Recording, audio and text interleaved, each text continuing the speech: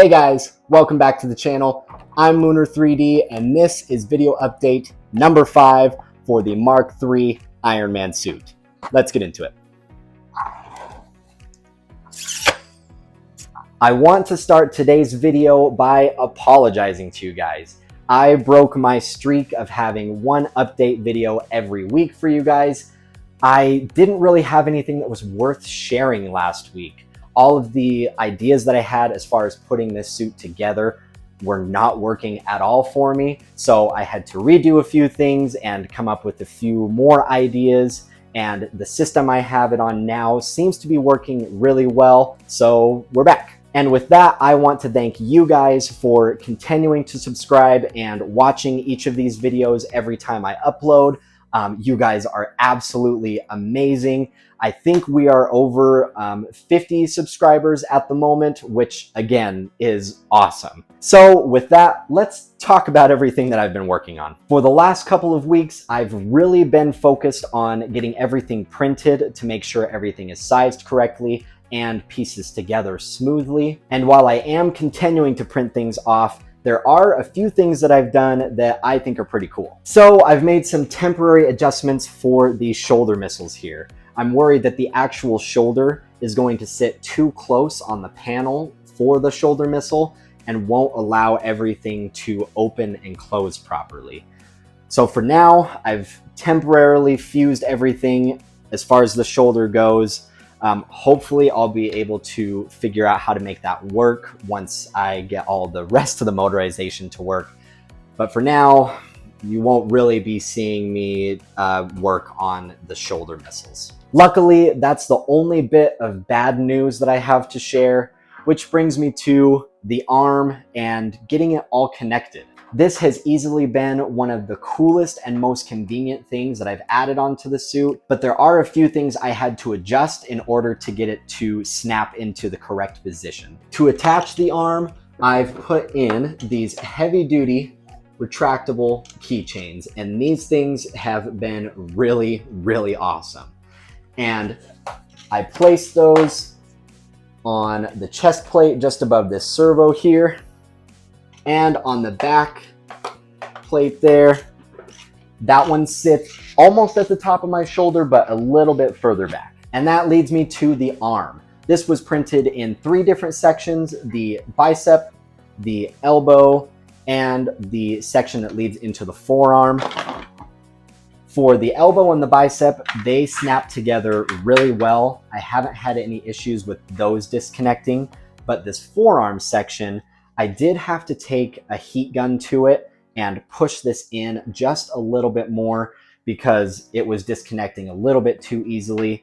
But now that snaps on, and it takes a lot more effort to disconnect that. When it comes to the movement for the arm, I wanted the shoulder to move independently from the rest of the torso here, but I wanted it to move with and stay connected to the arm here. So what I did there is stuck on some Velcro to both sections here, stuck those together, and now they stay connected really well, and it allows for a little bit of twist and bending, but not a whole lot. And from there, we are now ready to put this arm onto the rest of the suit here.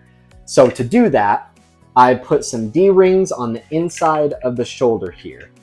At first, I put them up a little bit higher and had a lot of problems with this aligning properly. It wants to sit down low like this rather than up higher. So make sure if you're doing the same thing, put these attachment points a little bit lower so it naturally wants to sit up a little bit higher. But with those D-rings attached here, and of course to each of those attachment points for the keychains, it's as easy as attaching 1 and 2, and then the suit wants to stay together. That's pretty dang cool. And again, when I have the suit on, I attach that shoulder, and then these can retract out while I move my arm through and move it however I need to get it to fit onto my arm properly, and then it slides right back on. A lot of the time, it does want to come down a little bit lower, so it does take a bit of moving my arm in weird directions to get that to stay on top of here. But once it's on top, it does a really good job of staying in that position and snaps back to that position really well, even if I lift up my arm or, of course, do any of the classic Iron Man poses. Once the arm comes back down, this shoulder goes right back into that position. And then to take it off, you can either disconnect that Velcro section and then take the shoulder off, or unclip that and unclip that, and you're good. And that is everything for the torso and the arms. The next section that I printed off was the ab section and the lower back section. Now for these, I'm probably going to do the same sort of setup that I did with the upper torso. I'm likely going to put a few buckles to keep this pieced together really well. I might do Velcro instead. I'm definitely going to put Velcro on the top here to connect it to the upper torso area. But as far as piecing these two together, I think the buckle might be the best option. We'll have to see. And then besides that, the only thing I had to do with these was just print them in 4 different sections. I think I got everything lined up and put together pretty well. I'll have to sand and fill in just a little bit more, but yeah, we'll start working on that this week. And the last thing that I have printed in the past couple of weeks is the neck section.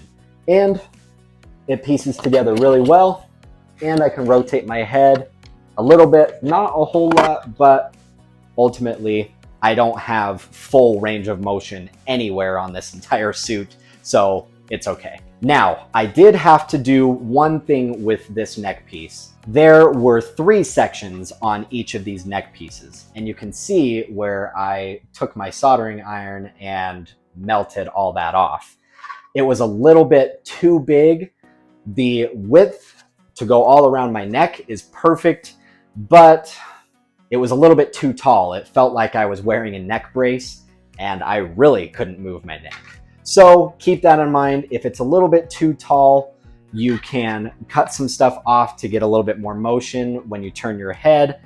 Or if it's a little bit too tight, you can also use a heat gun or something like that to make it a little bit wider and have it fit more comfortably. And that is everything for the last couple of weeks that I've been working on. Now that I know that whole system works with the arm, I'm currently printing off the other arm at the moment, and I will get that put together. This video, I really feel like was the one that shows this whole suit is coming together and looks really awesome. So again, thank you guys so very much for continuing to watch these videos and subscribing. It means more than you could ever know. I love doing all this stuff, and I want to continue doing all this. So with that, make sure to hit that like button if you enjoyed today's video, and go ahead and comment with anything you'd like to share, any ideas that you have, or just what you think about what I'm doing with the suit. Is it something that's helping you? Is it something that you think is totally stupid? Please let me know.